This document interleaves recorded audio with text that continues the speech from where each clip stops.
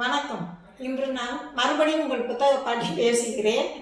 நாம் இன்று காணப்போவது ஒரு சிட்டுக்குருவியின் வீழ்ச்சி எனும் புத்தகம். இதை எழுதியவர் இந்திய பறவைகளின் தந்தை எனப்படும் சலீம் அலி அவர்கள். இதை தமிழாக்கம் செய்தவர் நாக வேணுகோபாலன் அவர்கள். நேஷனல் புக் ட்ரஸ்ட் அவர்கள் இதை பதிப்பித்திருக்கிறார்கள். இது பறவைகளின் ஆராய்ச்சியை பற்றிய புத்தகம். சலீம் அலியின் குடும்பம் மிக பெரியது. 9 குழந்தைகளுள் கடைசியாக இவர் பிறந்தார். 3 வயதிலேயே பெற்றோரை இழந்த அவர் தனது மாமா அமிர்தினிடம் வளர்ந்தார். சிட்டுக்குருவிகளை கொன்று சமைத்து சாப்பிடும் பழக்கம் இருந்தது. ஒரு முறை ஒரு சிட்டுக்குருவியை கொன்றார்.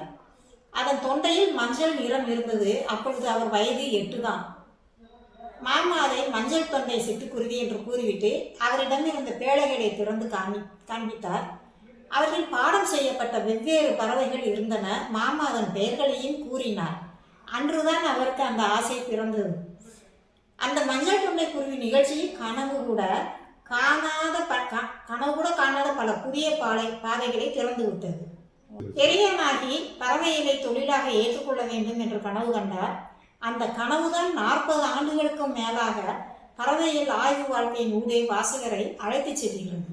அவர் பயணம் செய்த கேரளா, நீலகிரி சிகரங்கள், ஹைதராபாத், பர்மா மற்றும் மலேயாவின் காடுகள், ஆப்கானிஸ்தான் சமவெளிகள், மேலை நாடுகளின் மோட்டார் பைக் பயணம் என்று ஒவ்வொரு இடத்திற்கும் வாசகரை அழைத்துச் சென்று பல்வேறு வகை பறவைகளையும் அறிமுகம் செய்கிறது. அவர் செல்லும் பொழுது எவ்வளவோ கஷ்ட நஷ்டங்கள் வந்துள்ளன. அவர் வாழ்க்கையிலும் கஷ்ட நஷ்டங்கள் வந்துள்ளன. ஆனாலும் அவர் விடவில்லை. எளிய மொழியில் மிகவும் நகைச்சுவை உணர்வுடன் இந்த சுயசரிதையை எழுதியுள்ளார். புகழ்பெற்ற ஆய்வாளர்களுடன் தொடர்பு கொண்டிருந்தார். அவர் வாழ்க்கையில் மேடு பள்ளங்கள் வந்தபோதும் பறவை ஆய்வை மட்டும் அவர் கைவிடவில்லை. அதுவே அவரை உலக புகழ்பெற்ற மனிதனாக ஆக்கியது. பல வகை விருதுகளையும் பெற்றார். இந்திய அரசின் பத்மபூஷன், பத்ம விபூஷன் உள்ளிட்ட பல விருதுகளை பெற்றார். இந்நாவலை எழுதும்போது, புத்தகத்தை எழுதும்போது நடுநடுவே பல நகைச்சுவை நிகழ்ச்சிகளை நகைச்சுவையாக சொல்லி இருக்கிறார். நீங்களும் அதை படித்து பார்த்தால் உங்களுக்கும் சிரிப்பு வரும். அதை படிக்கலாம்.